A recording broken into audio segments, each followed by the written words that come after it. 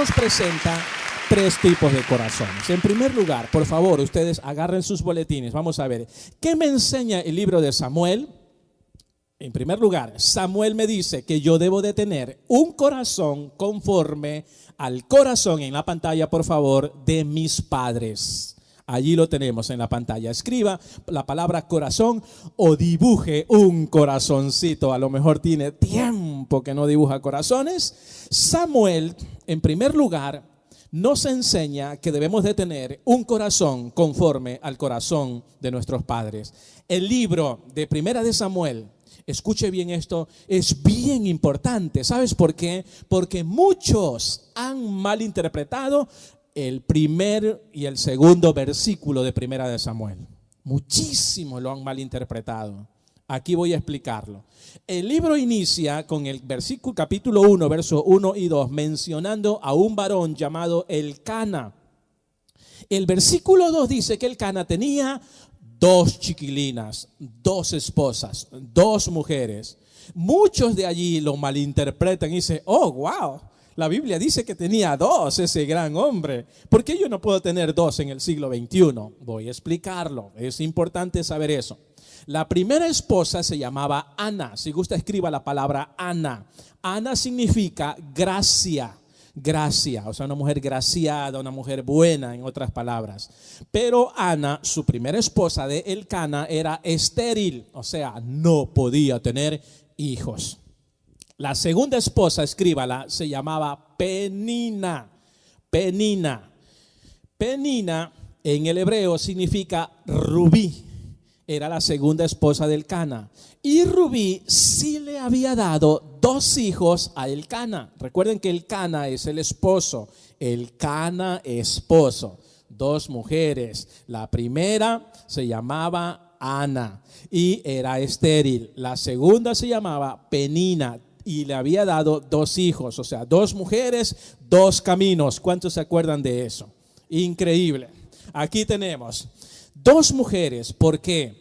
Aquí va la parte importante. La poligamia, o sea, la poligamia es tener más de dos mujeres, 2, 3, 4. La poligamia nunca fue la intención de Dios para la humanidad.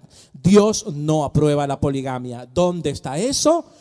Génesis, escríbalo, 2:24. Allí está. Génesis 2:24. Dios jamás tuvo por intención de que se practicara la poligamia.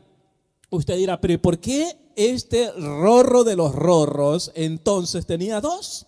Aquí le voy a demostrar y le voy a decir por qué. ¿Sabes por qué? Porque en ese tiempo fue tolerada la poligamia, pero nunca fue apoyada por el pueblo de Dios, el pueblo de Israel. Si la toleraban, ¿dónde está eso? Escríbalo, Deuteronomio capítulo 21, verso 15 al verso 27. En ese tiempo se toleraba la poligamia. Sin embargo, el pueblo de Israel la apoyó. Por ejemplo, hoy en día se tolera mucho el homosexualismo, ¿verdad? Sí, se tolera. Y en el trabajo hay homosexuales. Y en cualquier lugar hay homosexuales. Y los toleramos, ¿verdad? Los corremos, los matamos. No, ¿verdad? Se tolera. Así en ese tiempo se toleraba la poligamia. Si llegase a venir un homosexual aquí a nuestra iglesia, ¿qué es lo que hacemos? ¿Lo votamos? No, lo vamos a recibir. Le vamos a dar la bienvenida. Le vamos a enseñar de Jesucristo, ¿verdad? Es bienvenido, es bien recibido, lo toleramos, pero no aprobamos. ¿Por qué? Porque en la Biblia Dios no aprueba el homosexualismo. En la Biblia Dios le llama al homosexualismo pecado de inmoralidad sexual. En la Biblia encontramos que Dios dice que el homosexual necesita a Jesucristo. Porque si no tiene a Jesucristo, entonces como cualquier otra persona que no tiene a Cristo, va a ir al infierno. La Biblia nos dice a nosotros que el homosexualismo no está bien, pero se tolera. Lo mismo en este tiempo. Se toleraba la poligamia. Entonces es probable que Elcana se haya casado con una segunda esposa, Penina. ¿Por qué? Porque la primera no le daba hijos, porque era estéril. En ese tiempo era importantísimo que una mujer diera hijos ¿Para qué? Para que reciba la heredad de lo que tenían su padre en aquel entonces. Aquí encontramos, según capítulo 1, el verso 5, Jehová no le había concebido tener hijos a Ana. O sea, la esterilidad de Ana era resultado de la providencia divina. O sea, Dios mismo había hecho que Ana sea estéril, como en el caso de Sara, como en el caso de Raquel, por ejemplo. ¿Pero para qué? Para luego Dios glorificarse y darle hijos y que la gloria de Dios sea manifiesta. Así era en ese tiempo. El versículo 6, la rival, Penina, era rival de Ana. Mira, dos mujeres, dos caminos, es real esto, créemelo, es real. ¿Por qué? Porque aquí encontramos que la rival, Penina, la segunda mujer de Elcana, era súper que rival de Ana. Y encontramos aquí que dice la palabra de Dios, su rival, verso 6, capítulo 1, la irritaba. Yo estuve buscando en el hebreo, porque fue el idioma original en que se escribió esa palabra, la irritaba. ¿Qué significa la irritaba? Y mira en el hebreo original en que se escribió este pasaje, irritar significa, si gusta escríbelo, tronaba con ella. Tronaba, eso significa así, tronaba. Es un término que se usa muchísimo en México, muy poco en Sudamérica. Yo vengo de Sudamérica, casi no se usa, pero en México bastantísimo y en Centroamérica. Tronaba significa literalmente, esta mujer le hacía la guerra, le hacía la vida imposible. Le decía, mira, yo tengo 2 hijos, tú no tienes nada, nada. Créelo que cada día, dice la palabra de Dios, que la irritaba, la enojaba. Pero sabes una cosa, Ana oraba a Dios. Penina la irritaba y la tronaba, pero Ana en cambio oraba a Dios. Gracias a Dios por eso. Ana hizo un voto en esa oración una vez. Mira, Ana no comía, Ana estaba afligida, enojada, pero oraba a Dios. Y dice el verso 11 del capítulo 1, voy a leer la Biblia. Ana hizo votos diciendo, Jehová de los ejércitos, mira, así oraba Ana. ¿Quieres saber cómo oraban en ese tiempo? Hace más de 4,000 años atrás, así oraban. Jehová de los ejércitos, la estéril está orando, si te dignares mirar la aflicción de tu sierva y te acordares de mí y no te olvidares de tu sierva, sino que dieres a tu sierva un hijo varón, yo lo dedicaré a Jehová todos los días de mi vida y no pasará navaja sobre su cabeza. O sea, no se iba a cortar el pelo, era una señal de ser un hombre apartado y santo para Dios, así como Sansón. Ana entonces en su aflicción ya no aguantaba, en su afrenta, en todo eso que se burlaba y la tronaba Penina y la cargaba tronando. Entonces Ana oró a Dios. Fue a la iglesia, estaba el sacerdote Elí allí y sacerdote Elí pensó que Ana estaba borracha porque la oración de Ana casi ni se escuchaba, sino que nada más seguramente abría sus labios nada más, pero oraba fervientemente, oraba de verdad, oraba con todo su corazón. Y el sacerdote de la iglesia en ese tiempo pensó que estaba borracha. Le dice, oye, tú estás borracha, ¿qué estás haciendo aquí en la iglesia borracha? Y no era así. Ana dice, no estoy ebria, no estoy borracha. Lo que pasa es que he orado para que Dios me dé un hijo. Oraba y Dios le daba un hijo. Dios es un Dios de milagros. Dios puede darle un hijo a las mujeres estériles. Las mujeres estériles que no pueden tener deben de orar fervientemente y Dios les puede dar hijos. Sí, el tiempo de los milagros no han pasado.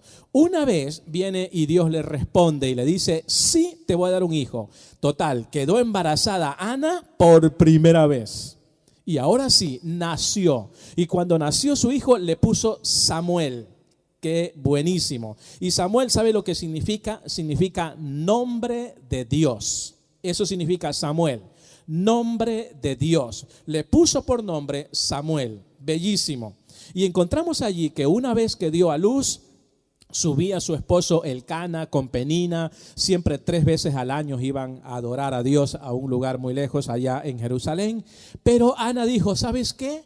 Vayan ustedes los dos, yo me voy a quedar hasta que el niño sea destetado.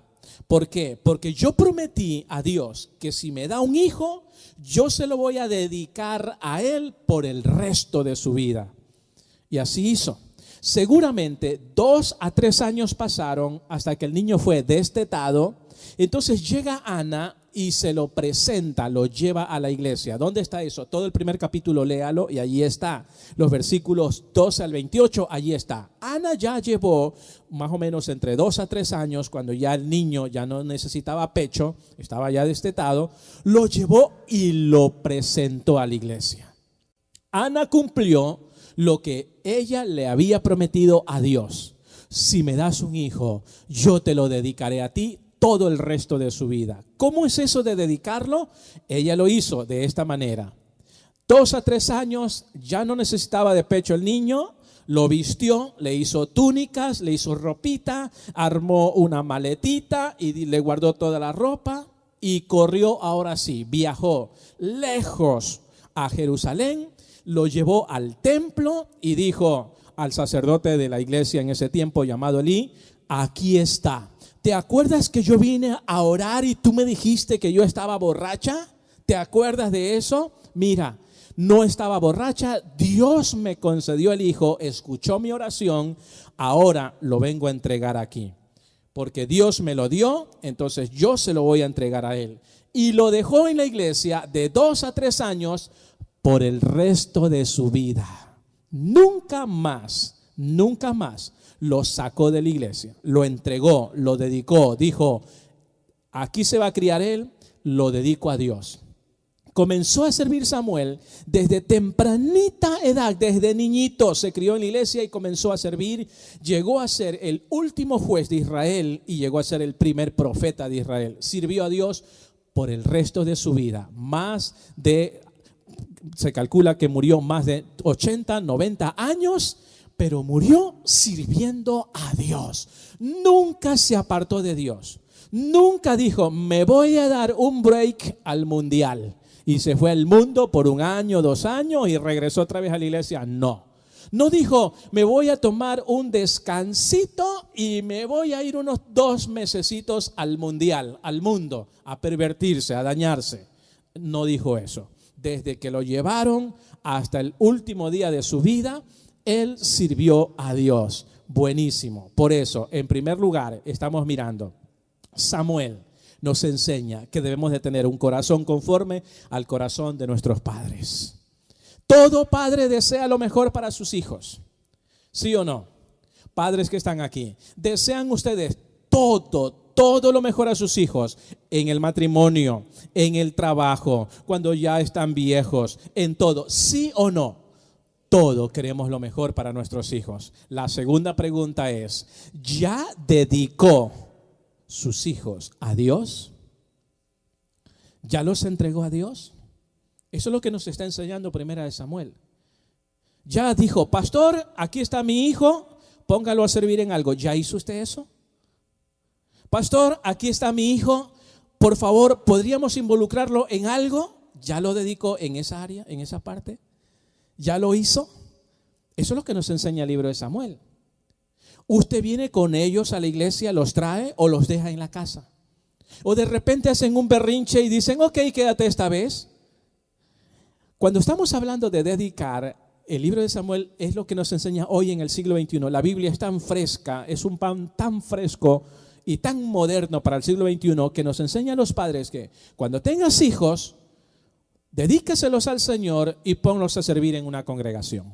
Ponlos a servir en la iglesia. En la iglesia siempre hay alguna cosa que hacer, pero hay que ponerlos en el servicio a Dios. ¿Qué está haciendo ya? Ay, es que mi hijo recién tiene 7 años. No importa. ¿Cuántos años tenía Samuel cuando fue dedicado a Dios?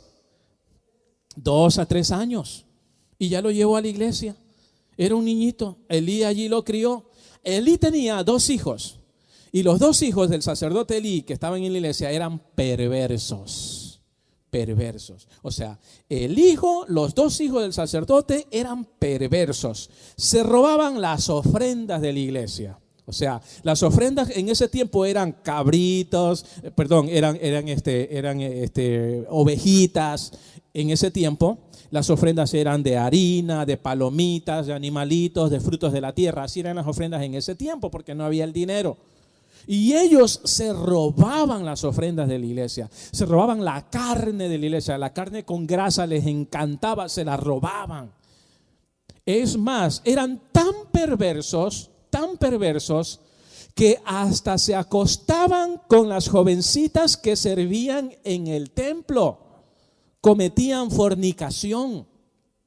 Dios estaba tan harto de estos dos hijos del sacerdote de la iglesia, donde se crió Elí, de la edad de 2 a 3 años, mirando ese mal ejemplo. Estaba harto Dios de los dos hijos de Elí que murieron en una guerra. Su padre, el sacerdote, le solapaba, como decimos, o le tapaba todos esos pecados, y Dios estaba también enojado con Elí, el sacerdote, porque miraba que sus hijos hacían lo malo y no les decía nada. Allí los hagan, como los padres de hoy en día, ¿verdad? Ese es mi hijo, cuando hablan una palabra sucia. El niño tiene 4 o 5 años, ¿verdad? Y hace una maldad, viene y le hinca los ojos al vecinito de al lado así, y dicen, ese es mi hijo, macho, así, ese es mi hijo. ¿Sí o no? Esa es la mala costumbre, ¿verdad? Y los hijos hacen algo y hablan una palabra grosera, o miran a una muchachita y todo, ese es mi hijo, ¿verdad? Así, igual Elí no les decía nada. Dios estaba cansado. Dios dijo, ¿sabes qué? Estas personas no deben de estar sirviendo a Dios. ¿Qué pasó? Total que Elí, cuando estaban en una guerra, los dos hijos murieron y le trajeron el informe al sacerdote. Ya estaba como de 90 años sentado, estaba gordo ya, pesado, dice la Biblia. Es bellísimo leer 1 Samuel, es interesantísimo. Qué película, ni qué novela, ni qué nada.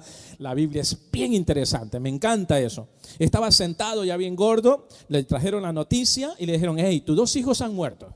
Y el arca del pacto era un instrumento de Dios, lo han robado. ¿Qué pasó? Elí viene, estaba sentado en la silla, del susto de la noticia que recibió, y que de los dos hijos que murieron, porque amar no es solapar, ¿verdad? Viene y se va hacia atrás, Elí, el sacerdote, se rompe la nuca, dice la Biblia, se desnucó y murió. Juicio de Dios sobre la casa de Elí. Lo interesante que encontramos aquí es que, y con esto nos vamos al segundo personaje que tenemos, que encontramos allí, a Saúl. Mira, el sacerdote de la iglesia tenía 2 hijos perversos, bien perversos. Su padre no los corrigió, por eso murió. Y se crió Samuel desde chiquito mirando esos malos ejemplos. Pregunta, en la Biblia nosotros encontramos que Samuel, desde que llegó a la iglesia 2 a 3 años hasta el último minuto de su vida, siempre sirvió a Dios, y la Biblia dice, y nadie le halló una tacha en él. Nadie le encontró después de su muerte. Dice la Biblia, es buenísimo, dice, nadie pudo encontrarle una falla a Samuel. Nadie. Desde que llegó hasta que murió. Mi pregunta es, ¿podemos vivir en un mundo tan perdido como vivió Samuel? Se crió mirando los malos ejemplos de los 2 hijos del sacerdote perversos. Mi pregunta es, ¿Samuel pudo haberse pervertido también? ¿Sí o no? Sí, sí, y eso es lo que ocurre ahora. Muchos tienen esa excusa y dicen, ay no, es que porque mi amigo es así, así también soy yo. Porque todas las jovencitas hacen eso, yo también lo voy a hacer. Que porque todos mis amigos lo hacen, también lo voy a hacer. Falso, eso no debe de ser así. Elí, lógicamente, no castigó a sus hijos, y sus 2 hijos fueron un tremendo mal ejemplo hacia Samuel, pero Samuel jamás aprendió de los malos ejemplos. ¡Wow! ¡Qué tremendo principio sacamos allí para hacer una escuela para padres y hablar de 1 Samuel! Escuela para padres.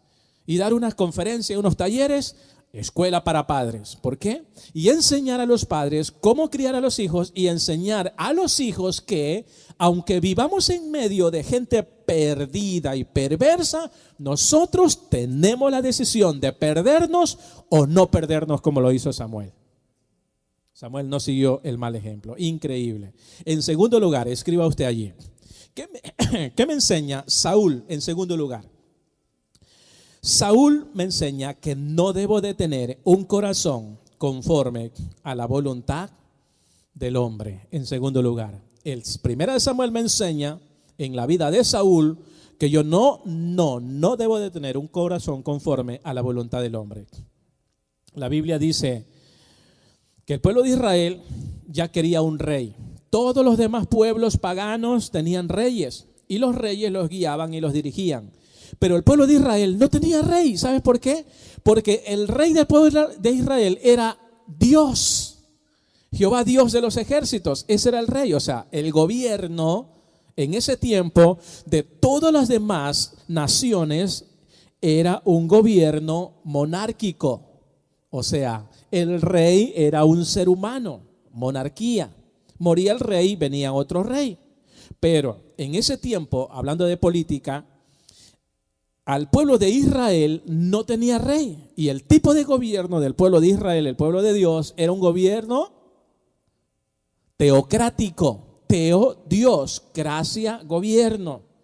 Era Dios quien gobernaba y era Dios el rey del pueblo de Israel. Pero el pueblo se cansó y como miraba los malos ejemplos de las demás naciones, dijeron, queremos un rey, nosotros también queremos un rey. Así que obligaron a Samuel a orar a Dios y Samuel tuvo que buscar a un rey conforme al corazón del pueblo. Y de allí viene este segundo personaje, Saúl. Saúl fue el primer rey de Israel conforme a la voluntad del ser humano. El pueblo dijo, queremos rey como todas las demás naciones, vamos a hacerlo. ¿Sabes qué? El hombre, este rey, vamos a estudiar qué nos enseña. Este rey Saúl era el hombre que perdió la corona. Según el capítulo 9, verso 2, tenía buena apariencia. Dice que era bellísimo. Era el rorro de los rorros en ese tiempo. Según capítulo 10, verso 22, en sus primeros años fue humilde. Empezó su reinado bellísimo y con humildad. Tomen nota de esto porque miren cómo va a terminar. Era rorro de los rorros, era humilde, según el capítulo 10, verso 22, y según el verso 27, tenía dominio de sí mismo, tenía dominio propio. La Biblia habla en el libro de Gálatas. No es demonio propio, es dominio propio. O sea, era un hombre hasta aquí excelente. Pero sus últimos 5 años, en cambio, capítulo 13, verso 12, fue obstinado. Capítulo 15, verso 11, fue desobediente. Capítulo 18, el verso 8, fue celoso y odioso. Comenzó a celar. Capítulo 28, verso 7, fue supersticioso, buscó brujos. Capítulo 31, verso 4, fue suicida, se mató. Estaban en la guerra. Y el orgullo grande que tenía para que los enemigos no lo ultrajasen, le pidió a uno de sus centuriones, a uno de sus personas que tenía al lado, mátame, porque estaba herido. Y no quería el que estaba su siervo, el que estaba a su lado. Entonces, como no quería, era un hombre tan orgulloso que se hizo, con su propia espada la puso en tierra y se la clavó, se la enterró él mismo. Fue suicida. Así terminó este rey. Empezó bien y terminó mal. Ante Goliat, Saúl, aquí está la historia de David y Goliat. Saúl mostró de una forma natural su cobardía en público, cuando debió demostrar valentía y gallardía.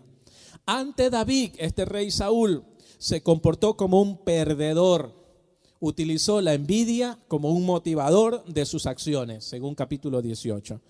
Y Saúl ante la gente, mira cómo era. Y de aquí voy a hablar qué es lo que nos enseña. Saúl ante el pueblo, ante la gente, era esclavo de la opinión pública.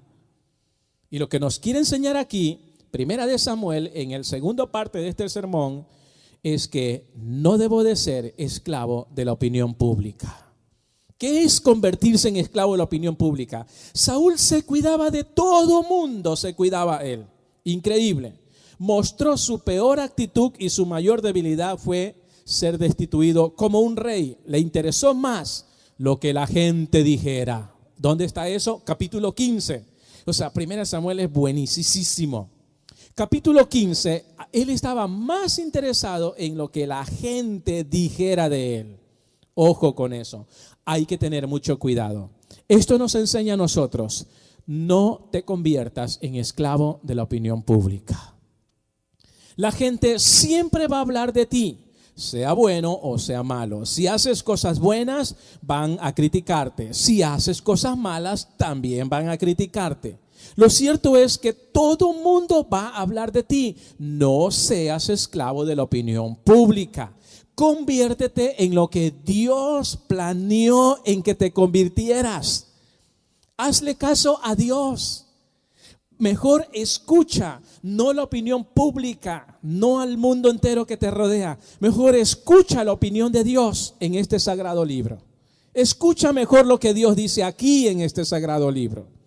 La gente siempre va a hablar mal de ti, eso no cabe duda, pero no te conviertas en esclavo de sus opiniones. Sigue tu camino, haz lo correcto, haz lo que dice Dios en la Biblia. No importa lo que digan Sansón y los que no son, Raimundo y todo el mundo, no importa. Lo que importa es lo que Dios diga de ti. La pregunta es ¿por qué? Lo que nos enseña Primera de Samuel. La pregunta es ¿por qué? ¿Sabes por qué? Porque fue Dios quien creó el plan y el propósito para tu vida. No lo crearon ellos. No lo crearon ellos. Es tiempo, es momento de que dejes de ser esclavo de la opinión pública y te conviertas a ser en un esclavo, en un siervo de la opinión de Dios. Lo que Dios dice de ti es cosas buenas, dice el libro de Jeremías. Tocante a ti, cosas maravillosas. Pero la opinión del público, la opinión del mundo, te puede desanimar.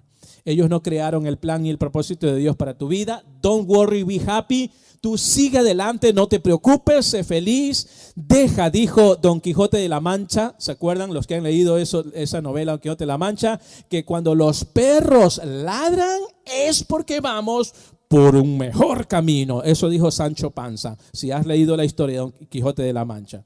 Si es que los perros ladran en el camino en que vamos, es porque estamos en un buen camino. Vamos derecho, vamos bien. Así que no te preocupes, ten cuidado. Ese Facebook, eso se da para toda cosa, para todo chisme, para que hablen mal de ti, para que te hagan lo que sea. Como también el Facebook es una bendición, sí, hay que saberlo utilizar bien. Yo manejo dos cuentas, la cuenta de la iglesia, del Facebook de la iglesia y la cuenta del instituto.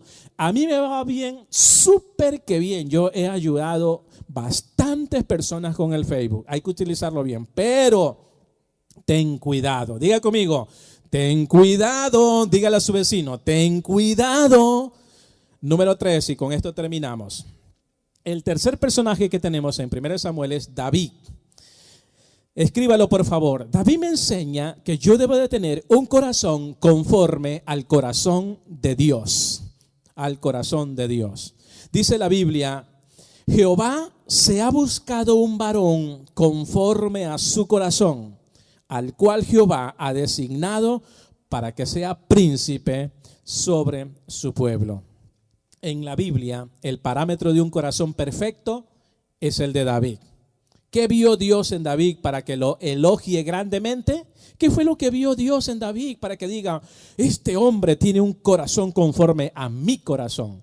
Se lo voy a enseñar, escríbelo si gusta. Para que usted también pueda tener un corazón conforme al corazón de Dios. Se lo voy a enseñar y con la Biblia. Esto no viene de mi mente ni lo que yo investigué, nada. Eso está en la Biblia. En la Biblia se lo voy a enseñar. ¿Quiere usted tener un corazón conforme al corazón de Dios? Aquí les va. Mira, David, en primer lugar, escríbelo si gusta. Era humilde. Escriba, yo debo de tener humildad. ¿Dónde está eso? Primera de Samuel 18:23. Humildad. Lo voy a leer. Dice, los criados de Saúl hablaron estas palabras a los oídos de David. Y David dijo, ¿os parece a vosotros que es poco ser yerno del rey? Yo, un hombre pobre y de ninguna estima. Él dijo, no soy digno de tomar como esposa a una hija del rey. Él dijo, reconoció su propia realidad. Soy un hombre pobre. ¿Cómo voy a casarme con una reina, con una princesa?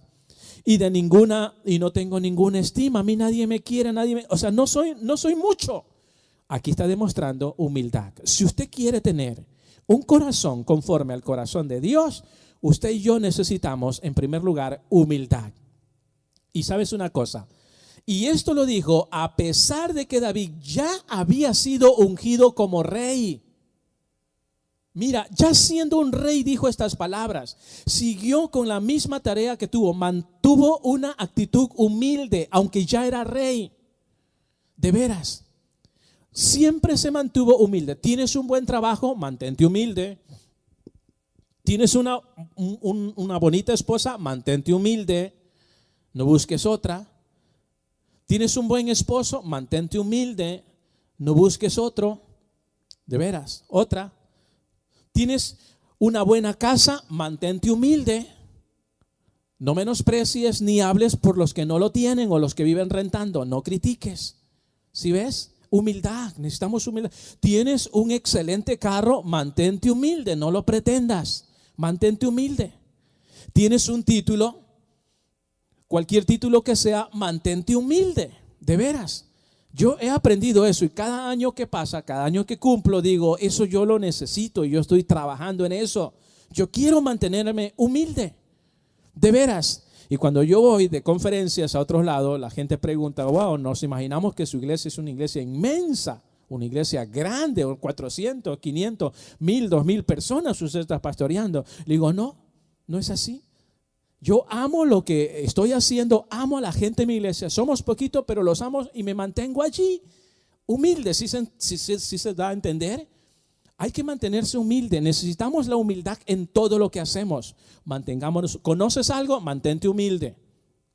Dios te dio el privilegio de hacer algo, mantente humilde. ¿Sabes una cosa? Se hizo un estudio, así rápidamente lo voy a decir. Se hizo un estudio. Las personas más orgullosas que hay en el mundo, las personas más orgullosas del mundo son las personas que viven en la pobreza y en la miseria. Son la gente más orgullosas del mundo entero. De veras. Nosotros no lo podíamos creer, pero vimos las estadísticas, vimos las realidades. Y dijimos, sí, así es. Las personas que más viven en miseria o en pobreza son las personas más orgullosas del mundo. ¿Por qué? Porque la humildad no está demostrado por lo que vistes. La humildad no está demostrado por lo que luces o cómo te ves. La humildad está demostrado en tu carácter. Porque puede ser que andes mal vestido, pero tienes un buen carácter, ¿verdad? Tienes un buen estilo de vida, sabes saludar, sabes respetar a las autoridades, sabes hacer buenas cosas, no robas, no mientes. O como puedes estar vestido y sabes hacer lo mismo. Estás bien vestido, pero saludas, no te rebelas, no hablas mal de la gente, ¿verdad? O sea, no tiene nada que ver con las apariencias. El problema es que la gente que vive en pobreza y en miseria tiene apariencias humildes. Y ahí está el problema. ¿Quieres tener un corazón conforme al corazón de Dios? Mantente humilde en primer lugar. En segundo lugar, escríbelo. Debo de sujetarme a la autoridad. ¿Quieres tener un corazón conforme al corazón de Dios? Sujétate a las autoridades, al presidente, a tus maestros, al alcalde, a tu jefe, en la iglesia, a los pastores, al liderazgo. Sí, en tu casa, a tus padres. Sujétate a ellos, obedécelo a ellos, haz lo que ellos te piden, haz lo que ellos hacen. No te pases la raya, no te saltes la cerca, haz eso. O sea, no abuses del poder, no abuses o trabaja bajo poder, sé una persona enseñable. ¿Quieres tener un corazón conforme al corazón de Dios? No abuses. Sujétate a las autoridades. Más allá, ¿dónde está eso? Mira, 18:11 escribe, 1 Samuel 18:11, voy a leer, la Biblia dice, 2 veces Saúl le arrojó la lanza para matar a David. En 19:11, Saúl envió asesinos a la casa de David para matarlo a David. Pero ¿sabes una cosa? David fue leal al liderazgo de Saúl. David nunca se pasó de la raya, sino que estuvo sujeto a la autoridad de Saúl, porque Saúl era el rey en ese tiempo. Y mira lo que voy a leer, lo que pasa aquí. En 1 Samuel 24, capítulo 6 al 9, dijo a sus hombres: Jehová me guarde de hacer tal cosa contra mi Señor. Saúl en varias ocasiones le tiró lanza, lo quería matar, asesinarlo, odiaba a David. Pero David dice aquí: yo no le voy a hacer daño a mi Señor. Wow. ¿Qué pasará si hoy en día a ti en 5 ocasiones te dieron tiros y no te acertaron? Te quisieron apuñalear y te escapaste. Mandaron una bomba y explotaron tu casa, pero tú saliste y lograste salir vivo. En 5 ocasiones una sola persona trató de matarte. ¿Qué harías tú? Dirías como dice aquí David. David dijo a sus hombres: Jehová me guarde de hacer tal cosa contra mi Señor, el que me quiere matar, el ungido de Jehová. Que yo extienda mi mano contra él. No, dice, porque es el ungido de Jehová. Así reprimió David a sus hombres con palabras y no les permitió que se levantasen contra Saúl, porque el ejército de David decía: vamos a matar a Saúl, te ha querido matar varias veces. Él dice: no hagan nada. Y Saúl, saliendo de la cueva, siguió su camino. También David se levantó. Después, saliendo David de la cueva, dio voces detrás de Saúl diciendo: mira, David le dice a Saúl, a quien lo quería matar, le dice estas palabras: mi rey, mi señor. Wow, a quien lo quería matar. ¿Qué pasa hoy en el siglo XXI? Si alguien te quiere matar a ti, ¿qué le dices? ¿Le dirías mi rey, mi señor? ¿Le dirías mi vecino, mi amigo, mi camarada? ¿Le dirías eso? ¿Mi carnalito? ¿Le dirías eso? No, ¿verdad? Pero aquí David le dice: mi rey, mi señor. Dice: y cuando Saúl miró hacia atrás, David se inclinó su rostro a tierra e hizo reverencia. Todavía le hace reverencia a quien lo quería matar. Y dijo David a Saúl: ¿por qué oye las palabras de los que dicen, mira que David procura tu mal? David le estaba diciendo: yo no quiero tu mal, te honro y te respeto y respeto tu autoridad. Wow. ¿Qué haría usted si su líder le falla? Aquí le está fallando el líder, pero David sigue respetando la autoridad, aunque su líder le había fallado y lo quería matar en varias ocasiones. Pregúntele a su vecino: ayúdame a predicar y con esto nos vamos. ¿Qué harías tú? Pregúntele a su vecino y dígale: ¿qué haría usted o qué harías tú si tu líder te falla, tu jefe te falla, tu pastor te falla, tus líderes te fallan, tu presidente te falla, tu maestro te... ¿Qué harías tú? Aquí tenemos un ejemplo: no pasarnos de la autoridad, respetar la autoridad aunque hayan fallas aquí. Es mejor callar y hacernos a un lado. Es mejor hacer eso. En tercer lugar, escríbelo: si quieres tener un corazón conforme al corazón de Dios, número 3, debes de estar libre de rencor y de envidia. Saúl quiso matar a David en varias ocasiones, pero él no guardó rencor. Tampoco tenía envidia, no tomó venganza. Número 4, escríbelo: ¿cómo tener un corazón conforme al corazón de Dios? David odió el pecado. Tenía un odio, pero hacia el pecado. Odiaba a David el pecado. ¿Dónde está eso? Ten piedad de mí. Salmos 51, 1, 12 dice: David oró y dijo: ten piedad de mí, oh Dios, conforme a tu misericordia. Conforme a la multitud de tus piedades, borra mis rebeliones, lávame más y más de mi maldad y límpiame de mi pecado. Porque yo reconozco mis rebeliones y mi pecado está siempre delante de ti. Contra ti solo he pecado y he hecho lo malo delante de tus ojos, para que seas reconocido justo. Wow. Luego él dice: purifícame con hisopo y seré limpio. Lávame, aquí cuando pecó, lávame y seré más blanco que la nieve. Hazme oír gozo y alegría y se recrearán mis huesos que has abatido. Esconde tu rostro de mis pecados, borra mis maldades. Crea en mí, oh Dios, un corazón limpio y renueva un espíritu recto delante de mí. Estoy leyendo la Biblia. No me eches de delante de ti y no quites de mí tu santo espíritu. Vuélveme el gozo de tu salvación y espíritu noble me sustente. Esa fue la oración que hizo David.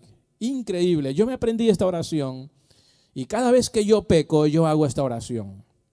Y digo: Dios, así, voy a usar la Biblia para confesar mis pecados.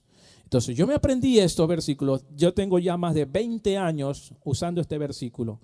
Cuando yo peco, uso frases y versículos como estos. Buenísimo. Lo repito otra vez. Salmos 51 del 1 al 12. Yo me lo aprendí de memoria hace más de 20 años. Cuando lo leí por primera vez en mi vida cristiana, dije: bingo, con esto el resto de mi vida voy a orar cada vez que me toque confesar mis pecados. Y así lo hago. Increíble. Renueva un espíritu recto dentro de mí, espíritu noble me sustente. Vuélveme el gozo de tu salvación. ¿Por qué? Porque el pecado nos hace sentir tristes, bien tristes, completamente tristes. Por eso es que cuando pecamos nos sentamos bien atrás, ¿verdad? Atrás y atrás, y termina el servicio, corremos. No queremos la comunión porque el pecado nos aleja, nos separa de la comunión, de la iglesia, de la gente, de los hermanos, los pastores y todo eso. Nos separa de la comunión y no estamos en comunión. Primera de Samuel, en conclusión, nos enseñó 3 personajes.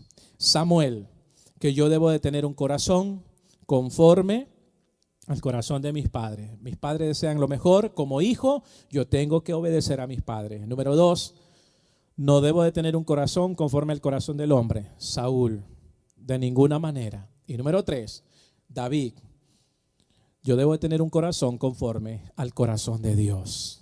¿Cómo tener un corazón conforme al corazón de Dios? Ustedes lo escribieron. Humildad, sujetarnos al liderazgo que tenemos. ¿Qué más? Odiar el pecado y no tener rencores ni envidias. Esa fue la vida de David y nos enseña a nosotros. Cierren sus ojitos, vamos a orar.